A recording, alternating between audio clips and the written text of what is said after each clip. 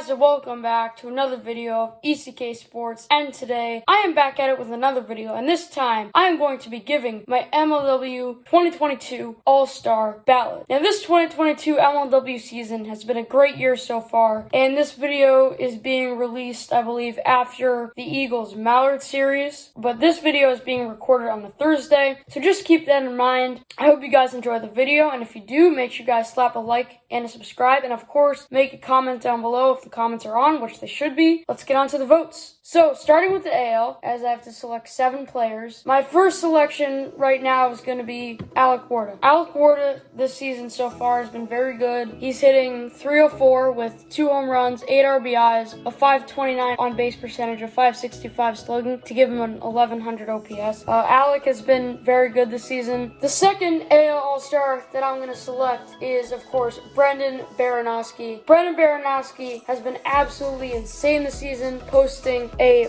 .84 ERA, a 1.33 whip, only 3 hits allowed, 16 walks allowed, tied for the league lead with 37 strikeouts, has pitched 14.1 innings. He hasn't seen much time on the plate at all. He's only had 2 at-bats the whole year, but his pitching has just been so good, and he's made such an improvement that I've got to give this to Bear. And then I'm also going to select Brennan Russell. Now, Brennan Russell has caught the eye of a lot of wiffle ball fans this year and has quietly had one of the better hitting seasons in the league this year. But overall this season, he has a .316 average with 6 hits, 9 RBIs, 4 home runs, which is tied for the league lead, a .435 on base, a .947 slugging, and a 1400 OPS. Brennan Russell has so far this year been one of the better hitters in the league, so I had to give him this All-Star spot. And before I continue with my All-Star ballot, I'd like to say Drew Davis is definitely very close to making it for me. There are other guys down the road that deserve it a little bit more than he does. Jaxen Pearson is another guy who I could see sneaking in, especially if he has a great series against the Cobras. Right now, I just don't think that he is in the All-Star game. I don't think that he is deserving of the All-Star game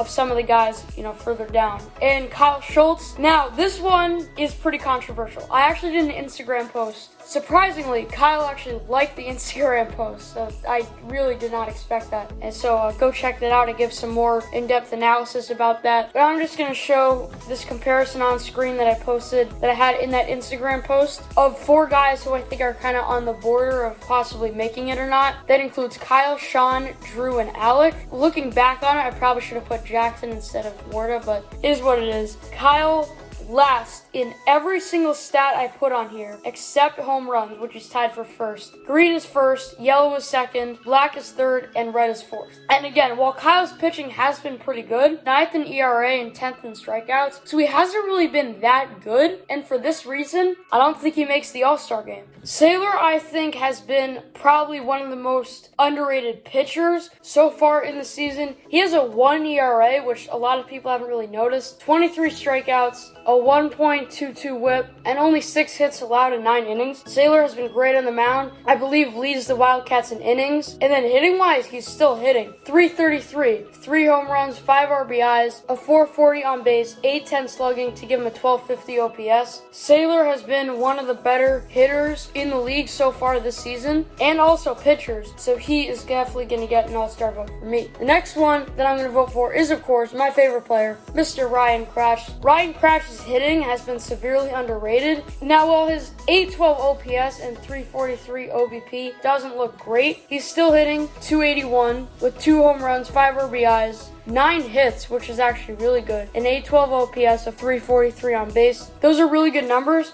And obviously on the pitching side, he's pitching great with a .92 ERA and 28 strikeouts, and has of course been the Preds ace. He's completely changed up his arsenal, but that didn't affect his play at all. In fact, it probably made him better. Kracht definitely is going to get a vote for me. And then his teammate, Sean Flynn, I will definitely be selecting and will be the 6th player that I select. It was really close between him and Drew, and even Jaxen. I was really, between those 3. I did not know who to pick, but I ended up picking Sean. He has had a fantastic season so far, hitting .304 with 7 hits, a home run, 5 RBIs, a .529 OBP, .529 on base, .478 slugging to give him a 1,000 OPS, so Sean will definitely be getting a vote. But Trevor Bonham, while his hitting has not been good whatsoever, I don't really think I need to mention his hitting stats. his pitching has been absolutely phenomenal. In 15.1 innings pitched, he's tied for the league lead in strikeouts with 37.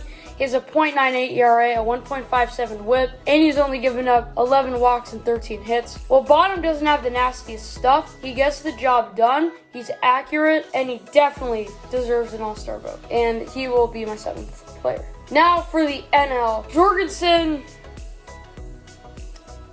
we don't talk about that one. And my first vote for the NL is going to be Christopher Cheetam. Chris Cheetam, after a not-so-great series against the Eagles, a great series against the Preds, and a fantastic, I repeat, fantastic series against the Diamondbacks, will be getting my vote. Chris, so far, while his pitching hasn't been great, his hitting has been fantastic. He's hitting .306 with 4 homers, 12 RBIs, 12 walks, which is some of the most in the league. He has struck out 16 times, a .479 on base, .639 slugging to give him an 1100 OPS. That is fantastic. Chris Cheetam, definitely going to be getting a vote and might actually be a starting player in the All-Star Game, as crazy as that sounds. And then you have Mr. Zero ERA, Dallas Allen. I, of course, will be voting him, as I would be crazy not to. He has a 0 ERA, but also has been pretty good hitting-wise with a .368 average, 7 hits, 1 home run, 4 RBIs, a 1,000 OPS, a .520 on base, and a .526 slugging. So Dallas Allen will definitely be one of my votes. And that, of course, leads me to Dan the Man Schultz. Daniel Schultz, also been fantastic on the mound. At the plate, hasn't been as good, only hitting .176. But on the mound,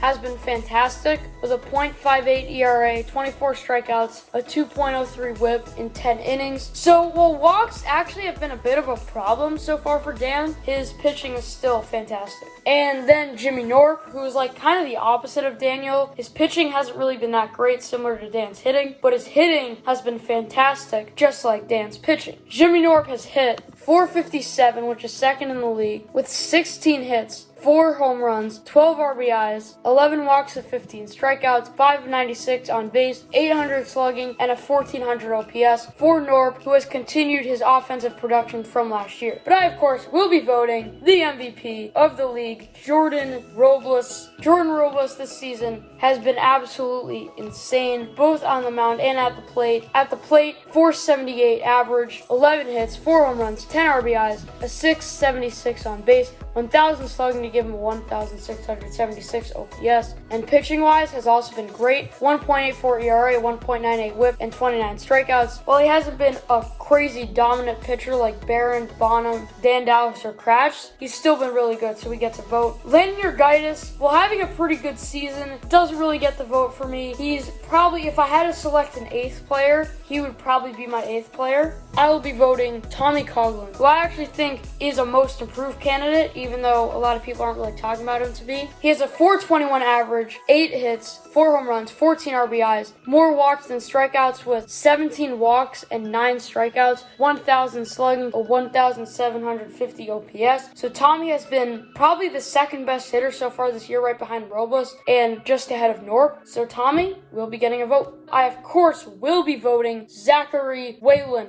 Finally gonna be making an all-star team. Criminally underrated. As Warda said in one of his live streams, I don't really think that there are many underrated players anymore. I think there is one, and that is Zach Whalen. .400 average, 6 hits, 2 home runs, 5 RBIs, .571 on base, 800 slugging, 1,400 OPS. All-star selection, give it to him, because last year he got robbed by Tommy Coughlin.